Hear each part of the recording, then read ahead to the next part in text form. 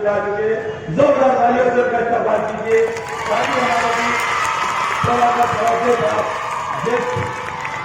होता यहाँ पर मस्जिद आ चुके हैं हमारे बीच यहाँ पे कॉर्पोरेटर ढके साहब भी आ चुके हैं। मैं उनका भी इस्तेमाल करता गफ्फार कादरी साहब आपके बीच में तशरीफ ला चुके हैं। मैं आप सबसे गुजारिश करता हूं एक नारे के साथ इनका इस्तकबाल करें। नारे तकबीर, नारे तकबीर, नारे तकबीर। देखो देखो कौन आया, अरे देखो देखो कौन आया, देखो देखो कौन आया।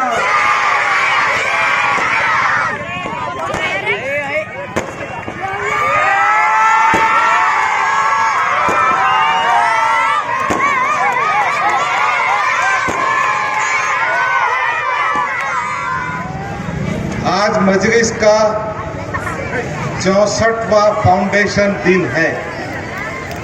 आज के ही दिन हैदराबाद की सरजमीन पर मजलिस इत्तेहाद मुस्लिमीन का क़याम अमल में आया था। ये क़याम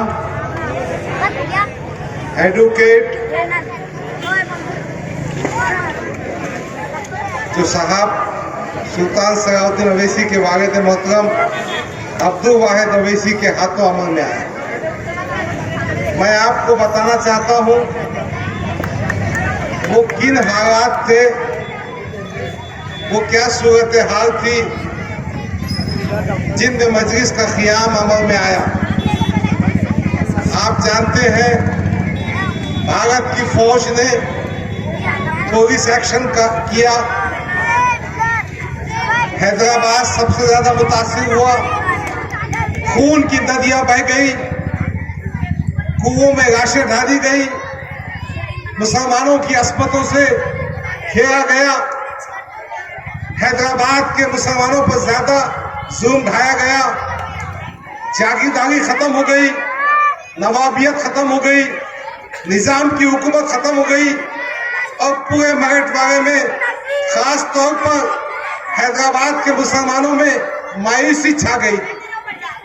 इन हालात में अब्दुल वाहिद अवैसी ने मजलिस कायम की ताकि मुसलमानों में जो मायूसी आ गई है, जो एहसास कमतरी आ गई है, उसको बहाल किया जाए और सियासी अमल के जरिए ताकत हासिल की जाए, दस्तूर के जरिए मुसलमानों को उनका हक दिया। इसीलिए 1958 में मजलिस इत्तेहाद मुस्लिमीन का क़याम अमल में आया। यकीनन मुसलमानों की सियासी पार्टी बनाना उन नामसाइद हालात में, उस मुश्किल दौर में बहुत ही नाजुक और मुश्किल काम था। अब्दुल वाहिद अवैसी डटे रहे। पहले कॉर्पोरेटर सुल्तान सलाउद्दीन अवैसी बने, फिर मजलिस ने कुछ कॉर्पोरेटर्स बनाया, फिर सुल्तान सलाउद्दीन अवैसी असेंबली पहुंचे, कुछ असेंबली के मेंबर्स चुनकर आए, फिर पार्टी आगे बढ़ती रही।